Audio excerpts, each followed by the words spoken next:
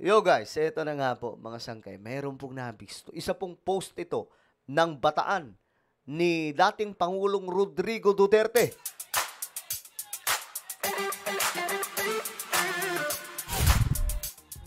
So eto guys, pag-usapan po natin mga sangkay kasi nga po dito pa lang mukhang nabibisto na no ang plano kung bakit nagsalita si Zaldico ng ganun. Mukhang tugma sa sinasabi ng iba mga sangkay na ang reason daw noon ay para po mayroon po silang panulak sa gaganaping rally, no?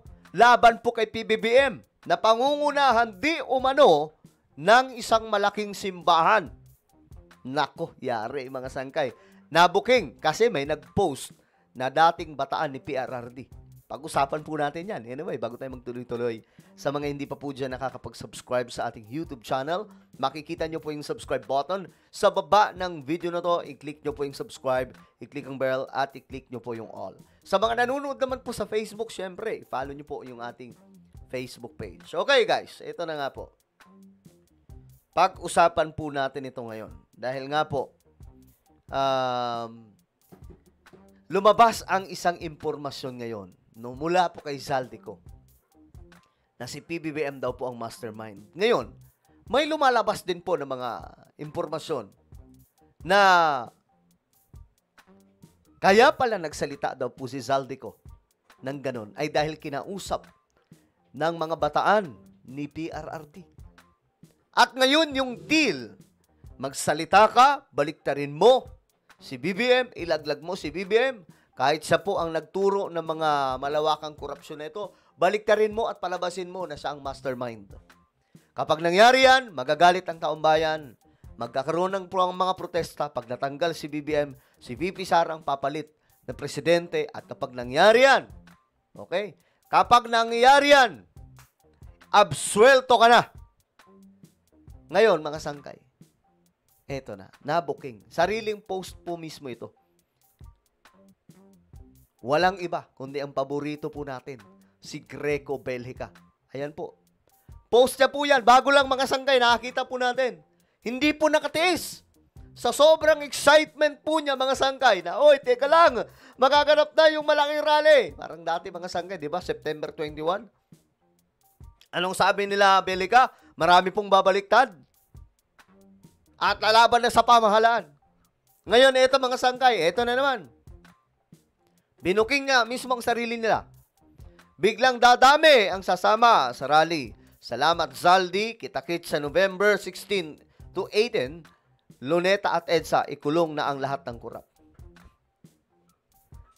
Isa nga, hindi nakapagpakulong sa mga kurap kasi ang reason niya, mga sangkay, hindi naman daw sila yung korte. Anong klaseng pag-iisip yan? O, ngayon, mga sangkay, booking sila. Ito pala yung plano. Okay, kasi 'di ba napag-uusapan natin nakaraan. Ang lumabas na impormasyon, actually nung lumabas ang information na ito mga sangkay nakaraan pa. Date of November 3, 27. May pasabog daw na malala na gagawin. May pasabog. Kaya nga lang mga sangkay, nagkaroon ng mga bagyo, hindi po natuloy. Kasi ang gagawin daw po nila, kasi since nakaset na po yung rally, ang sabi nila, magpapasabog ng kahit na anong issue na malala at magtuturo kay BBM.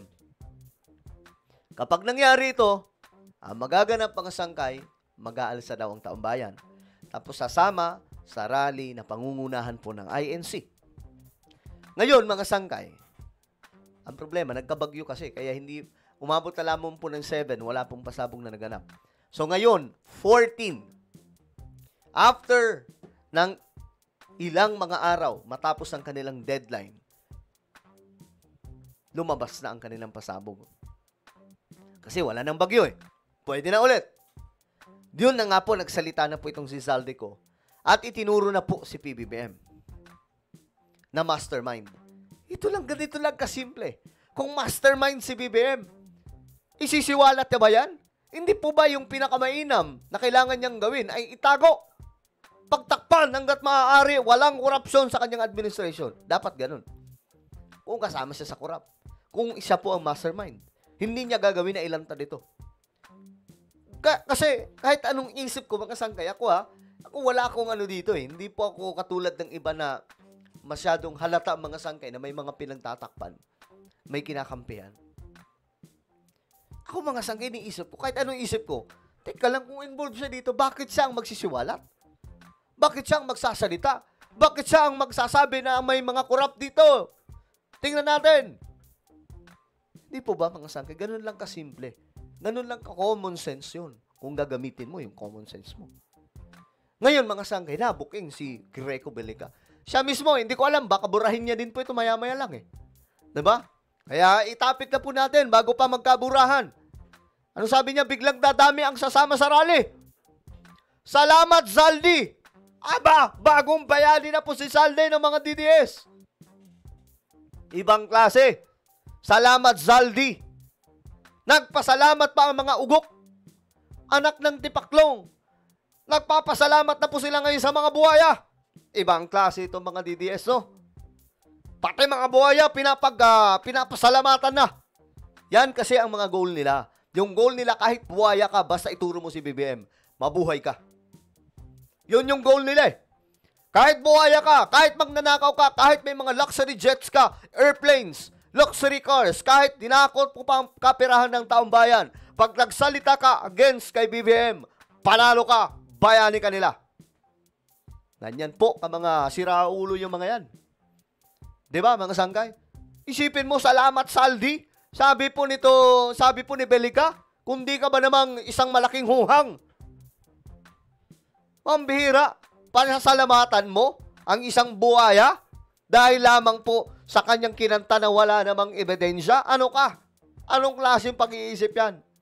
Kasi nga po, yung gusto ng mga ito yung goal lang naman po talaga nila, matanggal si BBM. Wala po silang pakialam sa mga kurap. At ang katotohanan dyan, kapag ka naluklok po si VP Sara, ligtas lahat ng mga hurap. Dahil kapag wala na si BBM, wala na po silang katatakutan. Happy-happy na ulit. Pwede na ulit silang magakot ng kapirahan sa taong bayan. Diba, mga sangkay? Ganun po ang mangyayari dyan. Kaya ngayon, eto po, tingnan po nila. Nagpapasalamat sila kay Zaldi ko ngayon. Kita-kits daw po sa November 2, 18 sa Luneta at EDSA. Oh, huli ang script. Huli ang script nila. Oh, nakita ka agad, ilang minuto pa lang, ilang oras pa lang, matapos po magpasabog ni Zaldi ko, nabuking ka agad mula po dito sa mga ugok na ito. O ngayon, bistado sila. O, paano ipapaliwanag ito ni Greco Belica? Diba? Well, ano po ang inyong opinion, mga sangkay? Bistado na po ang masamang pinaplano laban kay PBBM. Ayan. Huli. Ang bihira. Comment down below. Mayroon po tayong YouTube channel, Sangkay Revelation. Hanapin nyo po ito sa YouTube. Ngayon din, kapag nakita nyo na, i-click nyo po yung subscribe, i-click ang bell, at i-click nyo po yung all. Ako na po ay magpapaalam. Mag-iingat pong lahat. God bless everyone.